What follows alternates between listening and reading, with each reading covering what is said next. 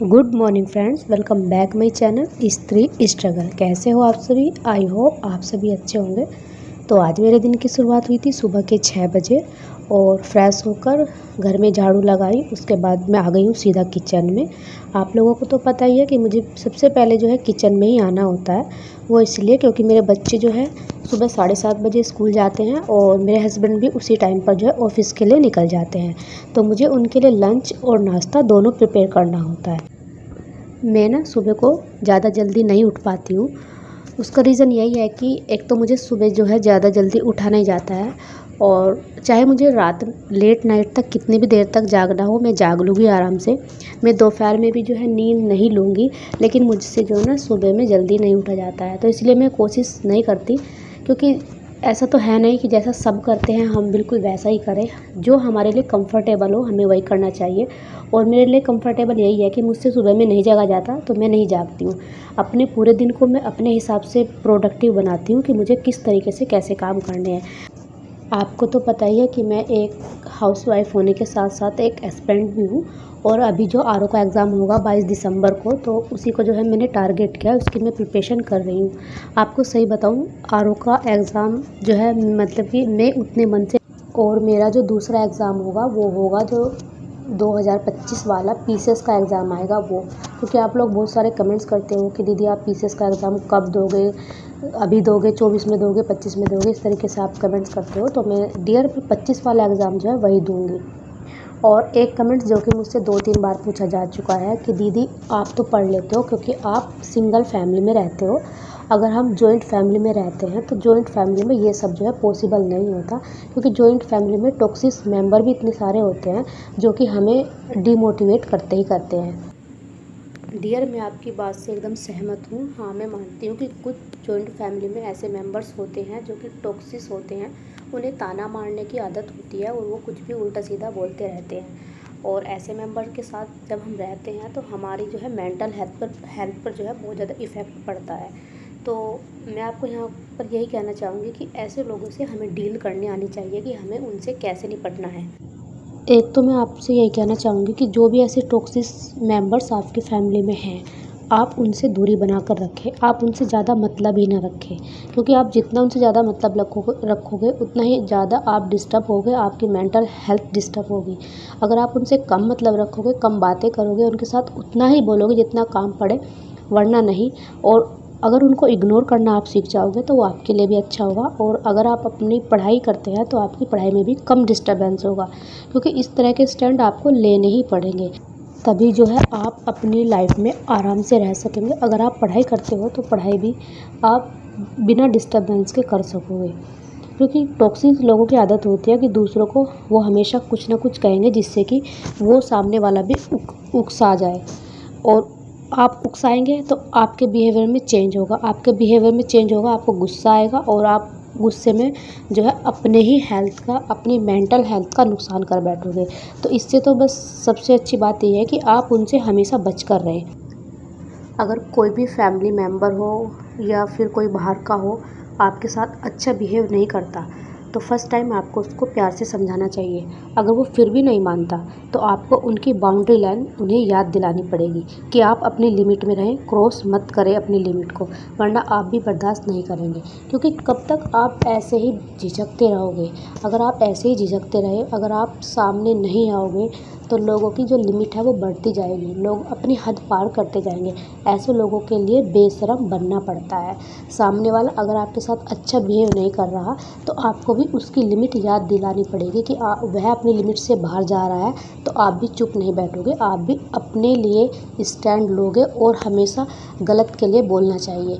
और रही बात पढ़ाई की, अगर आपको पढ़ना है तो आपको इन फैमिली मेम्बर्स हो या बाहर वाले मेम्बर्स हो, उनसे दूरी बनानी ही पड़ेगी और बेशरम होकर पढ़ना पड़ेगा। वे चाहे आपको कितना भी रोके, कितना भी डांटे, आप उनकी एक बात को जो है ना सुने, एक में सुने, एक में निकाल दे, इस तरह का बिहेव आपको करना पड़ेगा। बेशरम बनना पड़ता है, अपने मतलब के लिए अपने मतलब से रहना पड़ता है, लालची बनना पड़ता है, तब जाकर कहीं हम अपनी लाइफ में कुछ अचीव कर पाते हैं। अधिकतर हम सब यही करते हैं कि हम हमेशा दूसरों को खुश करने के चक्कर में रहते हैं कि कहीं वो हमसे नाराज़ ना हो जाए, बस उनकी खुशी का ध्यान रखना है। अरे उनकी खुशी का ध्यान रखते रखते हम अपनी खुशियों को न जाने कहाँ भूल जाते हैं। हमें याद ही नहीं रहता कि हम क्या हैं, हमारा अस्तित्व क्या है, या हमें क्या होना चाहिए, या हम क्या करना चाहते थे। तो अपनी भी कोई लाइफ है, इतनी मुश्किल से जीवन मिलता है यार, इसमें भी अपनी मर्जी का नहीं किया। गलत के लिए मैं बिल्कुल नहीं कहूँगी, गलत काम कोई नहीं करना है, सही काम जो हमारे लिए अच्छा है, जिसमें हमारा फ्यूचर बन सकता है, जिसमें हम अपने पैरों पर खड़े हो सकते हैं। अगर हमने उसके लिए भी स्टैंड नहीं लिया तो फिर हमारे ऐसे जीवन का कोई फ़ायदा भी नहीं है। समय रहते ये सारी चीज़ हमें कर लेनी चाहिए, क्योंकि एक समय होता है हर चीज़ का, जब वो निकल जाता है तो चीज़ें बहुत ज़्यादा मुश्किल हो जाती है। उस टाइम पर आप करते हो जिस तरीके से मैं कर रही हूँ, आप मुझको भी देख रहे हो, तो मैं कर तो ज़रूर रही हूँ। ऐसे मेरे ऊपर कोई बाउंडेशन भी नहीं है, मैं अलग रहती हूँ, अकेली रहती हूँ, तो मुझे जो है उतना ज़्यादा जो है किसी की रोक डांट या किसी तरह का कोई प्रेशर भी नहीं है काम का या टॉक्सिक फैमिली मेम्बर्स का। लेकिन जब एक टाइम निकल जाता है ना, उस टाइम पर वे चीज़ें करना थोड़ा मुश्किल हो जाता है। मैं ऐसा बिल्कुल नहीं कहूँगी कि नामुमकिन हो जाता है, हाँ, लेकिन मुश्किल हो जाता है, क्योंकि जैसे जैसे हमारी उम्र बढ़ती है, जैसे जैसे समय बढ़ता जाता है, तो हमारी रिस्पॉन्सिबिलिटी जो है वो ज़्यादा बढ़ती चल जाती है। अब आपको क्या लगता है मेरे बच्चे थोड़े बड़े हैं तो मेरे लिए उनकी उनके लिए मेरी कोई रिस्पॉन्सिबिलिटी नहीं है? नहीं, अब इस टाइम पर मेरी रिस्पॉन्सिबिलिटी उनके लिए ज़्यादा है। वो इसलिए क्योंकि एक तो बच्चे बड़े हो रहे हैं, उनको हर तरीके से गाइड करके लेके चलना है। उनकी पढ़ाई है, उनकी पढ़ाई को भी मुझे देखना है, उनको मैं इग्नोर नहीं कर सकती। जब तक आपकी शादी होती है, आपके बच्चे छोटे हैं, उस टाइम पर आप बच्चों का केवल यही ध्यान रख सकते हैं कि उनको खिलाना पिलाना ये सब चीज़ें होती हैं। लेकिन जब बच्चे बड़े हो जाते हैं ना, तो उनकी मतलब कि खिलाने पिलाने के साथ साथ उनकी बहुत सारी चीज़ें हो जाती है। जैसे कि एक हाउसवाइफ़ है, माँ है, वो सब चीज़ें समझ सकती है। तो बच्चों के साथ जो है हमारी रिस्पॉन्सिबिलिटी भी बढ़ती है, और उम्र के साथ जो है हमारी चीज़ें जो है आसान होने के बजाय मुश्किल होती जाती है। तो इसलिए आप समय रहते अपने लिए स्टैंड लीजिए। अगर आप कोई सही काम कर रहे हैं तो आपको किसी से क्या डरने की ज़रूरत है, आप सामने से बोल सकते हैं। जो इंसान जिसकी जितनी ज़्यादा शर्म करता है, जिसके अंदर जितनी ज़्यादा हेजिटेशन होती है, उसको उतना ही ज़्यादा जो है दबाया जाता है। अगर आप जितना कम किसी के सामने बोलोगे, आप गलत को गलत नहीं बोलोगे, तो उस इंसान को और ज़्यादा दबाते चले जाएंगे, उस इंसान को और ज़्यादा परेशान कहिए या टॉर्चर कहिए, कुछ भी आप समझ लीजिए, उसको और ज़्यादा किया जाता है। लेकिन जो इंसान सामने से बोलना शुरू कर देता है ना अपने लिए, गलत को गलत और सही को सही, उसको जो है फिर उतना नहीं कहा जाता, उसको फिर उतना नहीं दबाया जाता। ये आपने रियल लाइफ में भी अपने ज़रूर जो है आजमाया हुआ होगा। मेरी तो ये जो है सब चीज़ें मेरे साथ हो चुकी है, तभी मैं आप लोगों के साथ शेयर कर पाती हूँ, क्योंकि जो जितना सीधा बनकर रहता है ना, उसको उतना ज़्यादा सताया जाता है। तो इसलिए आप अगर सही हो तो आपको किसी से डरने की कोई ज़रूरत ही नहीं है। अभी तो कुछ लोग आएंगे, वो फिर कमेंट्स करेंगे, मुझे कहेंगे कि आप तो घर तोड़ना चाहती हैं, आप तो ये करना चाहती है, आप लोगों को गलत शिक्षा दे रही हैं। तो ये बताइए, अपने लिए अच्छा सोचना, अपने लिए स्टैंड लेना कोई गलत हो सकता है?